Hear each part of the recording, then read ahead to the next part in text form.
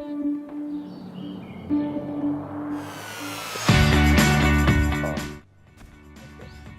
he's got the RPG! Nice!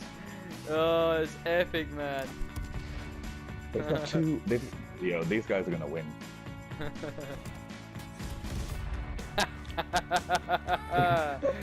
Cool. That looks cool, man. There's a big drop there. Don't go down it. Oh, Oh! Yep.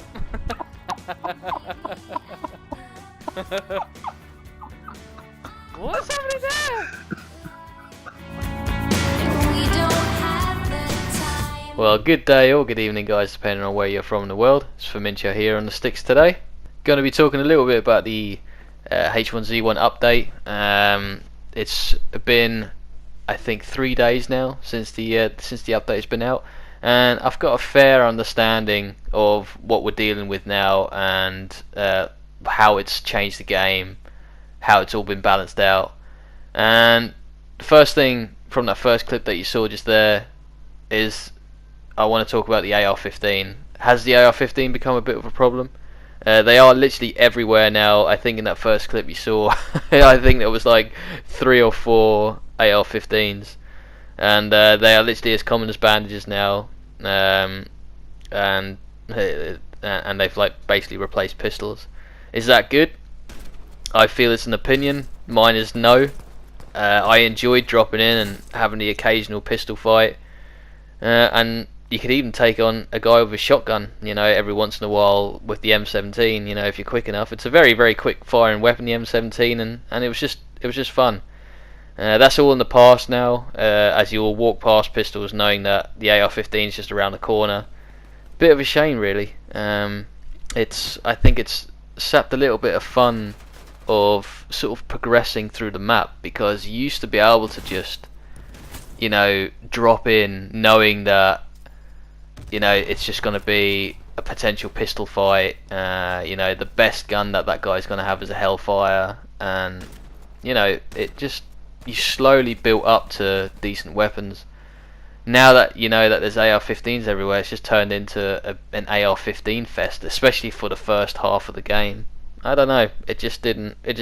That is one thing from this new update that didn't really feel right. But I was pretty happy with everything else. Like once you get past the AR-15 phase in the first few minutes of the game, it still has that same sort of addicting fun.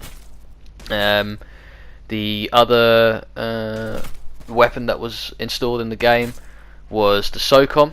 The SOCOM rifle is, as I predicted, it's part of the scout rifle family tree, and it's balanced out with, you have to have a patient shot. I feel like it is a semi-automatic shot, but you do have to take your time. It's not like the scout rifle. You can't just go pop pop pop pop pop. You have to shoot it, re-aim, shoot it, and so like they've balanced it out in that kind of sense, because at the end of the day it is more powerful than the scout rifle.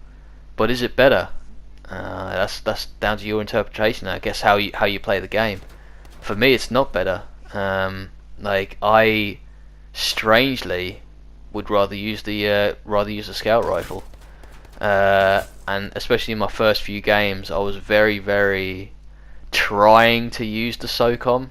I just couldn't help but think I'd rather have the scout rifle, and I'd rather not have the scout rifle at all. So that's saying a lot. And once again, as soon as you get the M40, the SOCOM's just out. You wouldn't use the SOCOM over the M40, or at least I wouldn't anyway. And you'll see in this clip, as soon as the M40 comes into the picture, the SOCOM is instantly out. So you can already see someone in frame. He's already got the Humvee, which I don't really know what to talk about the Humvee, really, because it's not overpowered. In fact, you hardly see them. Like, they're too and far in between, really, to really figure out how to, if there's like a necessary takedown. Like, do you need the RPG? Well, no, there's not really that many around. You can still shoot through the windows, and yeah, it just doesn't. I just see it as another car, really. The only advantage that you have, it doesn't have any back windows. So when you're driving, and you've got people behind you, they can't shoot through your windows, especially in like duos or fives. If you play a lot of that, you can see there the Humvee is like, or the armored vehicle, or whatever you prefer to call it. It just looks like a Humvee to me. I couldn't shoot in through the back because it doesn't have any windows, and that once again comes in handy when you're playing duos, because if you've got a car behind you and they're shooting you, they can't shoot you. They can only shoot your car. So it's not a problem to me, really.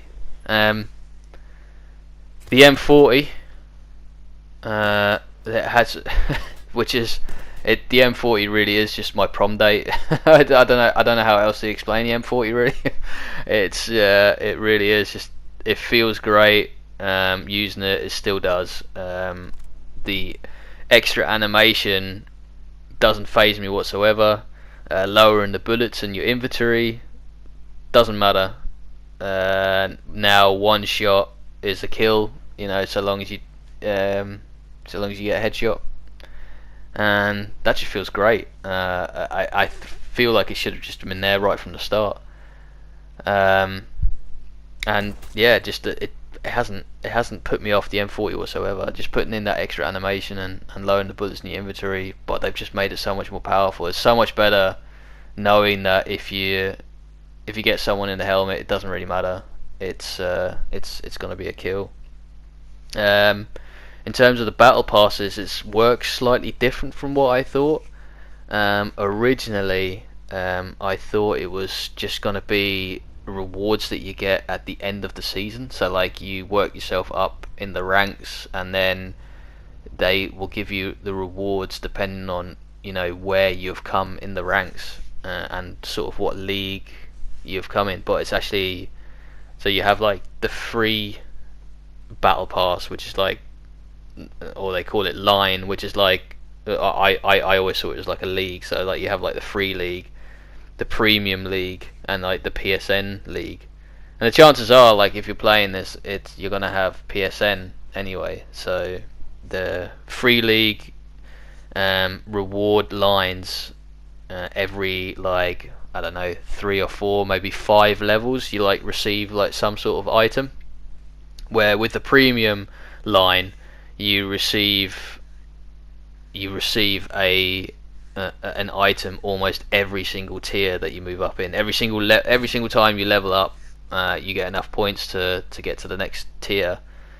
With the premium one, you get an item almost every single tier. Where with the free one, it's maybe like every 3 to 5 lines or more. And same with the PSN. And once again, if you combine the PSN with the free one, you get like a little bit more, but it's definitely not as much as the premium one. The premium one, they've really sorted the paid community out, because if you're paying for the game, you're automatically going to get a lot for it. And I suppose that's just the way it goes nowadays. The RPG, I haven't touched on the RPG yet, I don't think.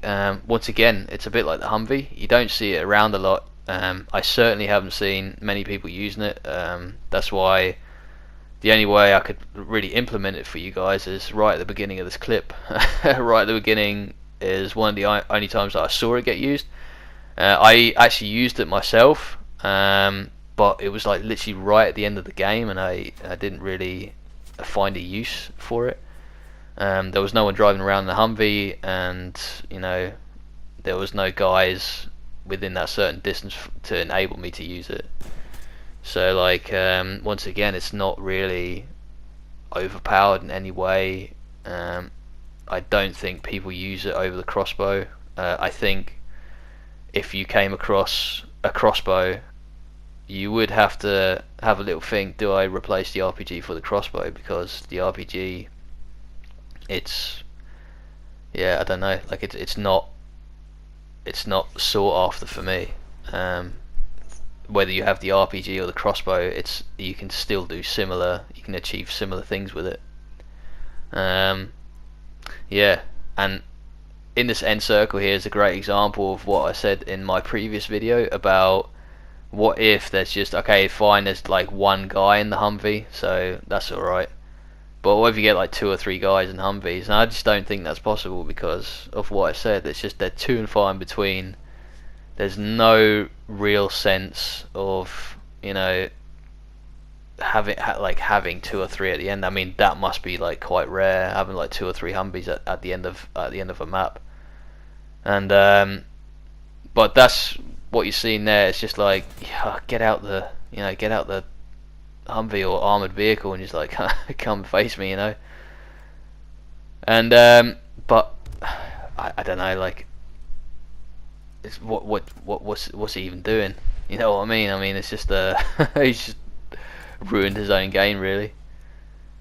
And I finished this game off with an airstrike, so it's obviously very, very prone to airstrikes. The Humvee is, and so I don't know. It just doesn't seem OP to me at all, really. I quite enjoyed using it, and I quite enjoy fighting against it. There wasn't anything really that I've got against it. So like the Humvee's not overpowered, the RPG's not overpowered. The M40 I think is the most powerful gun on the game, but still not overpowered. I just think it's right. You know, I took that guy's lammy off, so it's obviously not a one shot, you know, kill if you shoot them in the body, but it is, you know, if you shoot them in the helmet. Anyway guys, I hope you liked the video. Like, comment, subscribe. And of course, bless you guys as always, and I'll catch you guys on the next broadcast.